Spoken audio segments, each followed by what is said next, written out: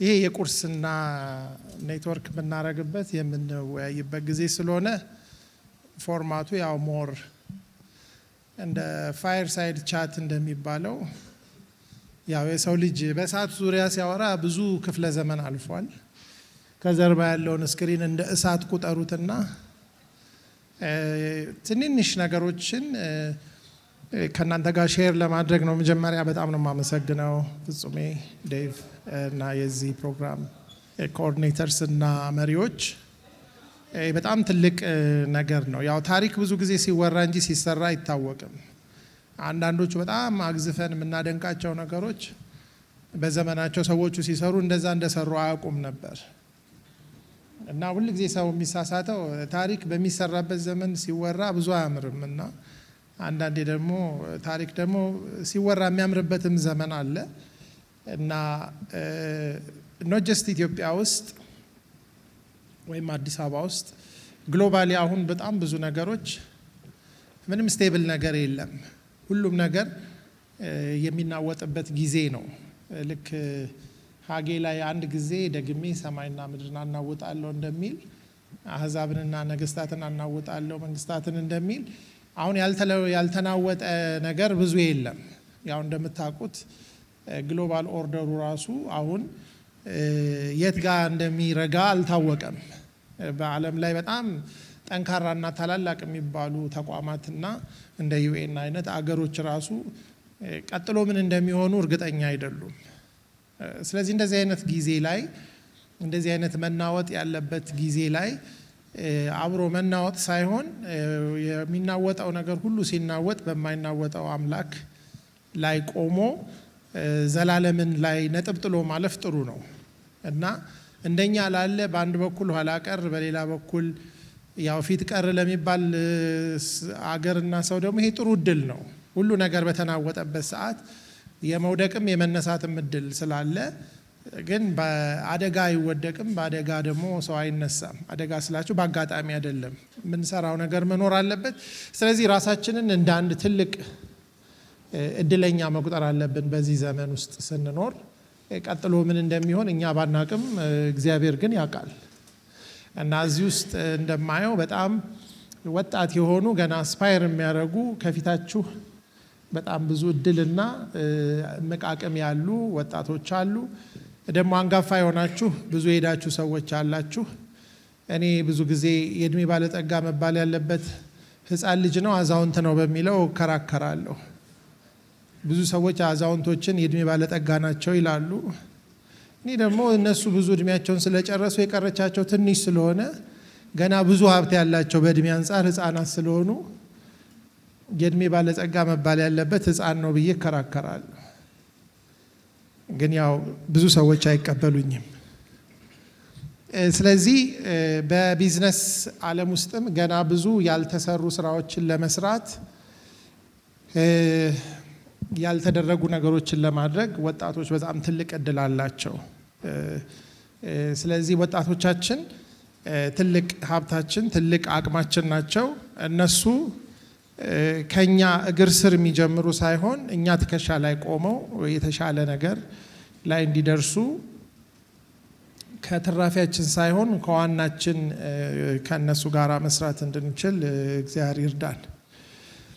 እንግዲህ 25 ደቂቃ ስለተሰጠኝ 5 ደቂቃውን ኦልሬዲ በኢንትሮዳክሽን ስለጨረስኩኝ በአጠቃላይ የጊዜውን ሊሚቴሽን በማሰብ አንድ ሙሉ ሀሳብ ኤንድ ቱ ኤንድ በአንድ ቁም ነገር ላይ ለማቅረብ ሚኒመም 45-50 ደቂቃ ስለሚፈጅ ግን ለመነሻ የሚሆኑ አንዳንድ ከእግዚአብሔርም ቃል ጋር የተያዙ ትሪገሮችን ከእናንተ ጋር ሼር ለማድረግ ነው የማስበው። ያው ስለ ማይንድ ሴት ስናስብ እንትን እንዳይሆን ነው። ማይንድ ሴት የሚለውን ነገር ኮንሰፕቹዋሊ ከመረዳት ይልቅ ፕራክቲካሊ አንዳንድ ቁም ነገሮችን ወይም ደግሞ ሪፈረንሶችን ብንይዝ ይሻላል የሚል እይታ አለ። እንግዲህ ያው ማይንድ ማለት አእምሮ ነው ታውቃላችሁ። ማይንድ ሴት ማለት ማይንድ ማሰቢያ ነው። እዛ ማሰቢያ ውስጥ ሀሳብ ሲገባበት ሁለቱ በሚፈጥሩት ሪያክሽን አስተሳሰብ ይፈጠራል።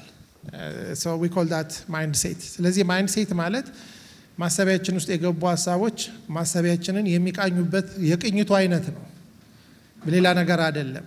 ስለዚህ ማንም ሰው ማይንድ ሴት ይዞ አይወለድም። ማይንድ ይዘን ነው የምንወለደው። ሌላ ከዚህ ጋር አብሮ የሚነሳው ማይንድ ማለት ወይም አእምሮ ማለት አንጎል አይደለም። አንጎል ብሬን ነው። ይሄንን መረዳት ጥሩ ነው። አንጎል የሚባለው እዚህ ራስ ቅላችን ውስጥ ያለው በጣም ትንሽ የሆነ 1 ኪሎ ተኩል የሚሆን የሰውነታችን ክፍል ልክ እንደ ጉበትና ጨጓራ ስንሞት ይቀበርና ይበሰብሳል፣ ይጠፋል። አእምሮ ግን አንጎላችን ወይም ሰውነታችን ሲሞት የነፍሳችን ክፍል ስለሆነ ይቀጥላል እንጂ መቼም ስትሞቱ አእምሮ የሌላችሁ ፍጥረቶች አንሆንም አይደል? አእምሮአችን፣ ስሜታችን፣ ፍቃዳችን የትም አይሄድም። ለጊዜው አሁን በተሰጠን በዚህ የምድር ላይሰንሳችን ወይንም ደግሞ መሬት ላይ ለመኖር ህጋዊ በሚያደርገን ሰውነታችን ውስጥ ይሰራል። ከዚህ የተነሳ የኛ አእምሮ የአንጎላችን እስረኛ ነው። አንጎላችን እንቅልፍ ከወሰደው አእምሮአችን ሌላ ቦታ መስሪያ የለውም።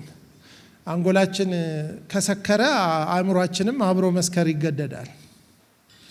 ይሄ አንጎልና አእምሮ አንድ ናቸው ሁለት ናቸው የሚለው እይታ ያው ዘመን ጨረስ አከራካሪ ነገር ነው። ቢሆንም ግን ለኛ ለምናምን ሰዎች በነፍስ ለምናምን ሰው ዘላለማዊ ነው ብለን ለምናምን በእግዚአብሔር አምሳል ነው ብለን ለምናምን ሰዎች ነፍስ የሚለው ሐሳብ አእምሮን ማለትም የምናስብበትና ራስ አወቅ የምንሆንበትን ስሜትን ነገሮችን ኤክስፒሪየንስ የምናደርግበትን ጥሩ ነገር ሲሆን ደስ ይለናል አይደል? ፍትህ ሲጎድል እንናደዳለን። የሆነ ነገር ስናጣ እናዝናለን አይደለ? ያልጠበቅነው ነገር ሲሆን ደግሞ ምን እናደርጋለን? እንገረማለን። ይሄ የስሜት ክፍል ነው። ይሄ ስሜት ወደፊትም ይኖረናል። ስሜት ይቀጥላል። በእርግጥ አንጎላችን ውስጥም ደግሞ ስሜት ደግሞ የሚያርፍበት በተለይ ከአንጎላችን የውስጠኛው ክፍል ሊምቢክ ሲስተም ይባላል በሳይንሱ ቋንቋ፣ እዛ ላይ ይሰራል ለጊዜው ፕላትፎርም ስለሚያስፈልገው። ስለዚህ አንጎል አይቀየርም የሚለውን ለመናገር ነው ይሄን ሁሉ የተናገርኩት። አንድ የተሰጣችሁ አንጎል አለ፣ በስነ ስርዓት ያዙት። በትክክል ካልተኛችሁ፣ ካልበላችሁ፣ በተለያዩ ኬሚካሎችና ጭንቀቶች አቢዩዝ ካረጋችሁት ያ አንጎል ሌላ መተኪያ የለውም። በአጋጣሚ ስፔር ፓርት ከሌላቸው ክፍሎች ውስጥ ነው። አሁን ለጊዜው ሳይንሱም አንጎል አይተካም። የአንጎል ትራንስፕላንት ቢካሄድ ደግሞ ሰውየው ባለ አንጎሉ ነው ባለ ሰውነቱ የሚለው ሁሉ አከራካሪ ነው። ስለዚህ እግዚአብሔር አንጎል ሰጥቶናል። በምድር ላይ እስካለን ድረስ ይሄ አንጎላችን መተኛት ይፈልጋል፣ ማረፍ ይፈልጋል፣ የተለያዩ ነገሮች መማር ይፈልጋል፣ ብዙ ነገሮች አሉ። ግን አእምሯችን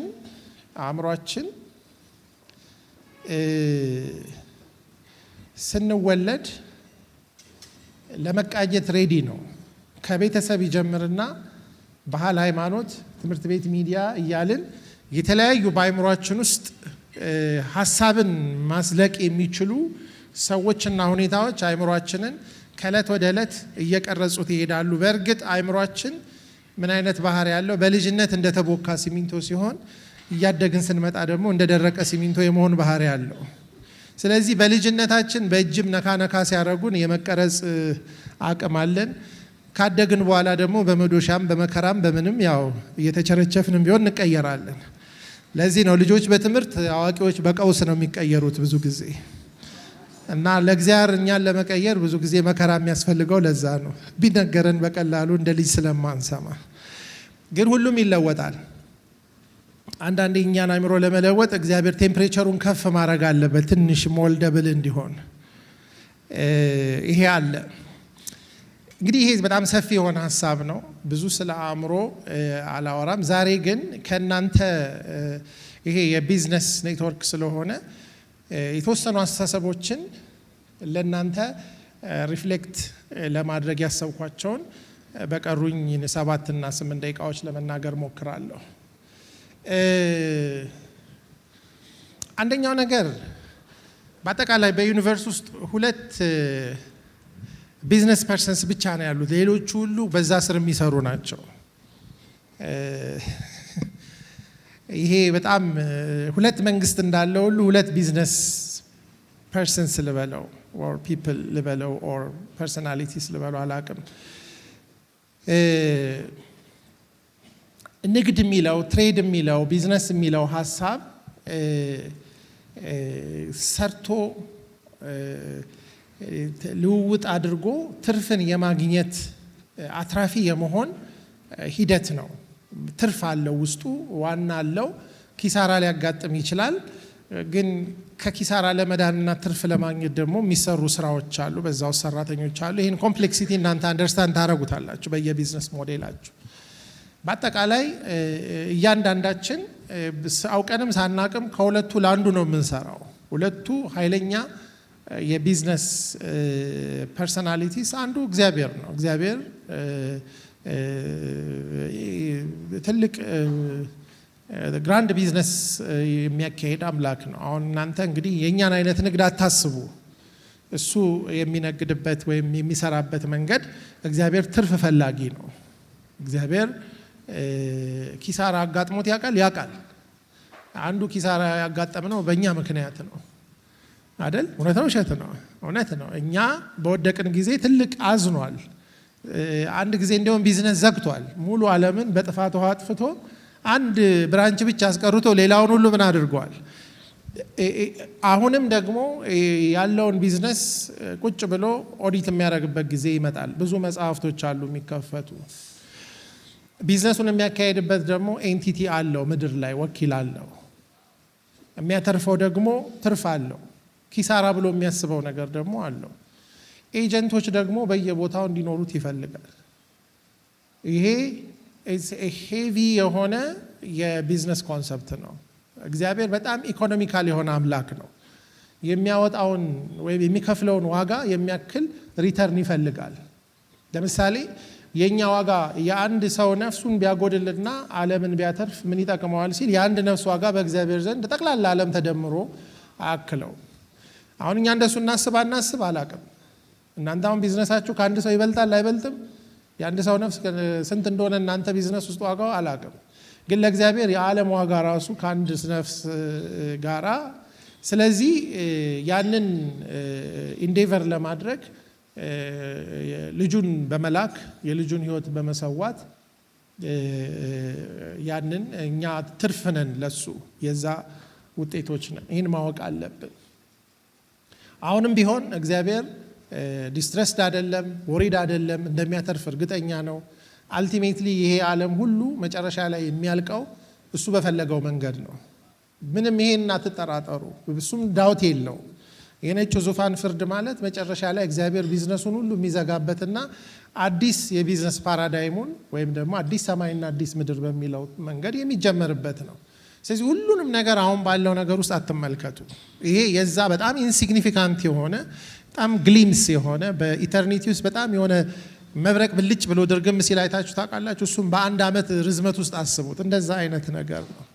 በዛ ውስጥ ግን እኛ በየት በኩል እንዳለን መሆን አለመሆናችን የእግዚአብሔርን ፌት ሳይሆን የእኛን ፌት ነው የሚወስነው። ወይም የእግዚአብሔርን ዴስትኒ ሳይሆን የብዙ ሰዎችን ዴስትኒ ወዴት እንደሚሄድ ሊወስን ይችላል። ስለዚህ እንደምታውቁት ማቴዎስ 25 ላይ ይሄ እግዚአብሔር ጌታ ሲናገር መክሊቶች ሰብስቦ ለአንዱ 5 ለአንዱ 2 ለአንዱ 1 ሰጠ እና ነግዱ ብሎ ሄደ ይላል። ሲመለስ ዋናውንም ትርፉንም ሲቀበልና ሲሸልም እና ሲቀጣ እናያለን እዛ ላይ እንደምታውቁት። ስለዚህ ቅድም ዴቭ ባላደራ ያለው አብዛኛው ነገር እጃችን ውስጥ ያለው ነገር የባለቤትነት ኢንታይትልመንት ያለን ሳይሆን የባላደራነት ፕሪቪሌጅ የተሰጠን ጉዳይ ነው። ፕሪቪሌጅ እና ራይት ይለያያል። አማርኛ ሁለቱንም መብት ይበላቸው እንጂ ራይት ይገባኛል ብላችሁ የምትጠይቁት ነው። ፕሪቪሌጅ ግን ስለሰጣችሁኝ በጣም አመሰግናለሁ የማይገባኝ ነገር ነው ብለን ሁል ጊዜ ኢንዴትድ ሆነን የምናስበው ነገር መሆን አለበት። ስለዚህ እግዚአብሔር ይህንን ፕሪቪሌጅ ለሁላችንም በተለያየ ዶሜን እና በተለያዩ የመክሊት አይነቶችና ቁጥሮች ሰጥቷል።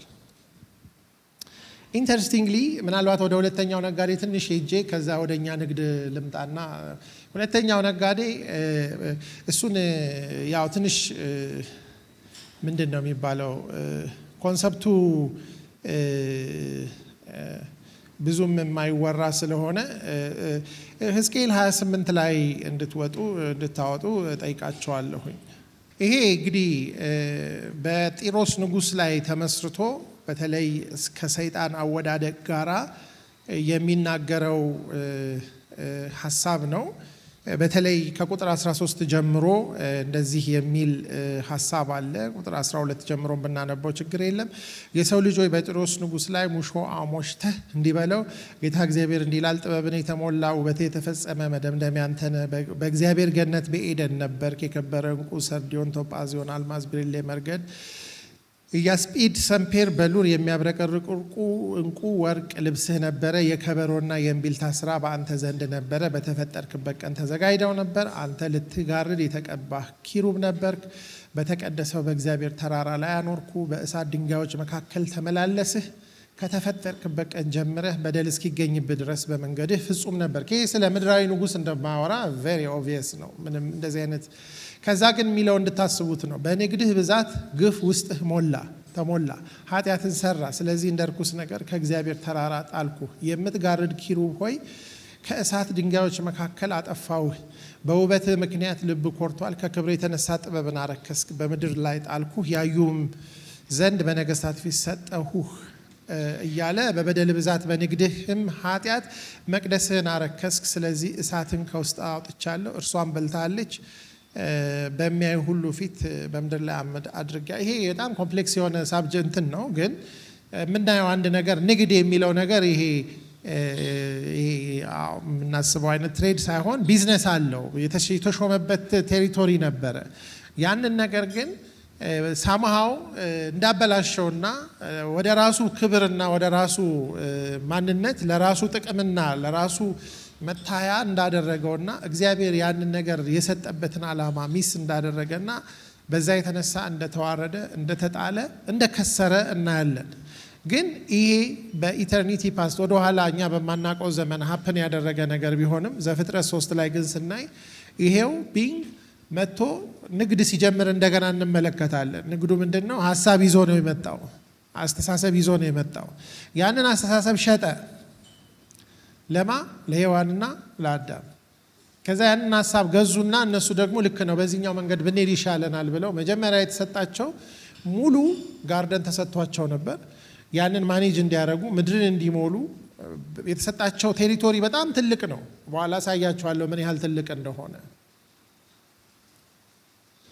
ስለዚህ እዛ ቦታ ላይ አተረፈ። ማን የከሰረው እዛ ላይ? ሰው። እኛ ከሰርን። ምን እንደከሰርን ታዩታላችሁ። ስለዚህ ይሄ ነጋዴ ዛሬ ይነግዳሉ የሚለውንም አሳያቸዋለሁ። ስለዚህ እነዚህን ሰዎች ከእግዚአብሔር ለይቶ ከዛ በኋላ ይሄ ንግድ ቀጠለ። በኋላ እግዚአብሔር ያለውን የጀመረውን ንግድ ወይም ደግሞ ቢዝነስ ሲመለከተው ሰዎች በኃጢአት ውስጥ በጣም ከመግባታቸው የተነሳ ቅድም ያልኳችሁ ጥፋት መጣ።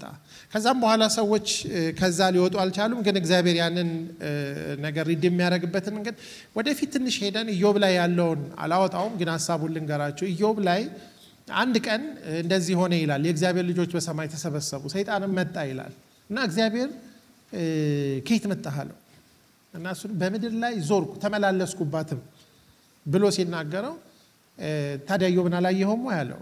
አሁን ይሄ ጥያቄ ሰይጣን ከመለሰው ጋር የማይመሳሰል ይመስላል። ግን የሰይጣን አባባል ምንድን ነው? በምድር ላይ ዞርኩኝ ተመላለስኩኝ፣ ሁሉም በእኔ ቁጥጥር ስር ነው አይነት ነው ሀሳቡ። እግዚአብሔር አይ ሁሉማ በአንተ ቁጥጥር፣ ቢያንስ ኢዮብን አላየኸውም? እርሱ እግዚአብሔርን የሚፈራ ጻድቅ፣ ቅንና ከክፋት የራቀ ነው ሲለው አይደለም አላለም። እሱ እኮ እንደሱ የሆነው እሱን ያለውን በዙሪያ ያለውን አጥረህለታል፣ ከብቱን በምድር ላይ በስቷል። ስለዚህ ኦዲት ይሰራል ማለት ነው። ከዛ እግዚአብሔር ሁሉንም አጥር አንስቼልሃለሁ፣ ይሰድብሃል ብትወስድበት ሲለው አይ አይሰድበኝም ብሎ ሁሉንም አንስቼልሃለሁ፣ የመጨረሻዋን አጥር ግን እንዳታልፍ፣ እሱ እንዳትነካው አለ። በጣም የሚገርማችሁ ሰይጣን በጎቹ የት እንዳሉ ያውቃል፣ አህዮቹ የት እንዳሉ ያውቃል። ልጆች በአንድ ቀን ነው ሁሉንም ያጠፋው። ሌላ ቀን እንደገና ስብሰባ ሲኖር ዝም ብለህ አንቀሳቀስክ እንጂ ይሄው ሰውየው ፍጹምነቱን ይዟል ሲለው አይ የመጨረሻውን አጥር አንሳልኝና አሳያለሁ አለ። እሺ ነፍሱን አትንካው እንጂ አለው።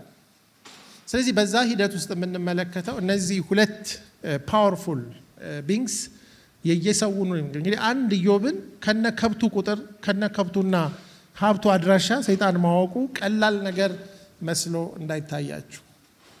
ይሄንን በደንብ እንድንረዳ የሚያደርገን ሉቃስ 4 ላይ ሉቃስ 4 ላይ ሶሪ ይሄንን በቃሌ ልበለው መሰለኝ ሰይጣን ኢየሱስ ክርስቶስን ሲፈትነው ሶስተኛውን ፈተና እንድታዩት ብዬ ነው። ሶስተኛው ፈተና ላይ ምንድነው የሚለው? ቁጥር 5 ላይ ዲያብሎስ ረጅም ወደሆነ ተራራ አውጥቶ የዓለምን መንግስታት ሁሉ በቅጽበት አሳየው። ይሄን በደንብ ስሙት። ዲያብሎስም ይህ ስልጣን ሁሉ ክብራቸው ለኔ ተሰጥቷል፣ ለምወደውም ለማንም እሰጠዋለሁና ላንተ እሰጥሃለሁ። የመጀመሪያው ነገር ለኔ ተሰጥቶኛል የሚለው ቃል ነው አስደንጋጩ። እና ደግሞ መስጠት እችላለሁ ነው የሚለው። እና እኔ ላንተ እሰጥሃለሁ ነው የሚለው። እና ኢየሱስ ክርስቶስ ያንተ አይደለም አላለው፣ ልሰጥ አትችልም አላለው። ይሄ የዓለም መንግስታት ስልጣንና ክብራቸው በቅጽበት አሳየው ነው ሁሉንም። ከዛ ምንድነው ግን ፕሪኮንዲሽኑ? ለኔ ወድቀህ ብትሰግድልኝ የምትል አታችመንት አላት። ጌታ ደግሞ ምን አለው?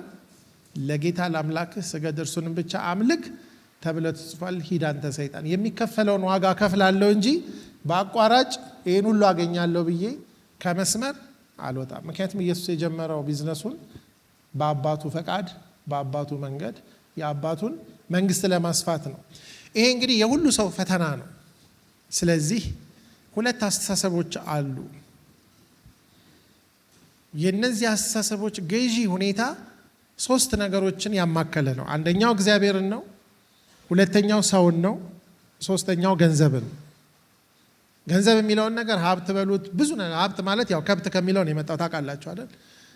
ያው ድሮ ሀብታም ከብታም ከሚለው ሀብታም የላላ መጥቶ ነው። ያ አሁን ብራም እንደሚባለው የድሮ ሰው ከብታም ነው ከሌ ማለት እንደየው ብዙ ከብት። ለዚህ ሀብት የሚለው ከብት ነው። ያው ገንዘብ ሲቀያየር ስለኖረ ነው። ስለዚህ በነገራችሁ ነገር ምንድነው እሱ? አሁን እናንተ በአስተሳሰባችሁ ውስጥ ሶስቱንም ከላይ ማስቀመጥ አትችሉም። አንዱ ከላይ ይሆናል፣ አንዱ ከመሃል ይሆናል፣ አንዱ ከታች ይሆናል። ገንዘብ በባህሪው ከመሃል የመሆን ችሎታ የለውም። ወይ ባሪያ ነው ወይ ጌታ ነው። እግዚአብሔር ደግሞ ከላይ ከመሆኑ ውጪ ሌላ ቦታ የለውም። ከላይ ካላረጋችሁት የለም ማለት ነው። ለሰው ደግሞ እግዚአብሔር የሰጠው መሃል እንድናረገው ነው ማለት ባልንጀራህን እንደራስህ ውደድ። ሰውን ጌታም እንድናረግ አልተፈቀደም፣ ባሪያም እንድናረግ አልተፈቀደም። ስለዚህ ስንሰራ ቢዝነሳችን እግዚአብሔርን ከላይ ሰውን ከመሃል ገንዘብን ከታች። ይሄ ማይንድ ሴት ኢዝ ዘ ክሪቲካል ማይንድ ሴት። ስለዚህ ማንም ቢሆን ሰው ከታች እንዲሆን መፍቀድ የለም ማድረግ የለባችሁም፣ ከላይም እንዲሆን መፍቀድ የለባችሁ። ሰይጣን የት ይግባ ታዲያ ካላችሁ፣ ሰይጣን ከሶስቱ ውጪ ከውጪ ነው መሆን ያለበት። እሱ የሚፈልገው መሃልም መሆን አይደለም እታችም መሆን። የት ነው የሚፈልገው? ለጌታ እንኳን አልተመለሰም። ለኔ ስገድ ሲል ከላይ እግዚአብሔር ብቻ ነው የሚሆነው። ሰውን ደግሞ ከመሃል አድርጉ። እግዚአብሔር በኢሜጁ የተፈጠረውን ሰው ከኛ በታች እንዲሆን አይፈቅድም። ሰራተኞቻችን ሊሆኑ ይችላሉ፣ ድሆች ሊሆኑ ይችላሉ። ኤኒባዲ ሰውን ማክበር፣ እግዚአብሔርን ማምለክ። ገንዘብ ግን ሁሌም ቱል ነው። ሁሌም ምንድነው? ቱል ነው። በጣም እየተቆጣችኝ ነው። ከዚህ ላይ ሌላ ነገርማ ብጨምር ሰውን ትጎዳዋለህ እያለችኝ ነው። አንድ ሀሳብ ብቻ ተናግሬ ልውረድ። እንደዚህ ያለች ግን በለው ምንም አይደለም፣ ግን አልፈቀድኩም። እናንተ የዓለም ብርሃን ናችሁ የምድር ጨው ናችሁ የሚለውን ኮንሰፕት ብቻ ተናግሬ ልውረድ። ያው ሀሳቡ ሰፊ ስለሆነ ቅድም ቁርስ ስትበሉ ቁርስ ውስጥ የበሩ ትንንሽ አምፖሎች ቢኖሩ ብላችሁ በጭልፋ ተዘቃላችሁ።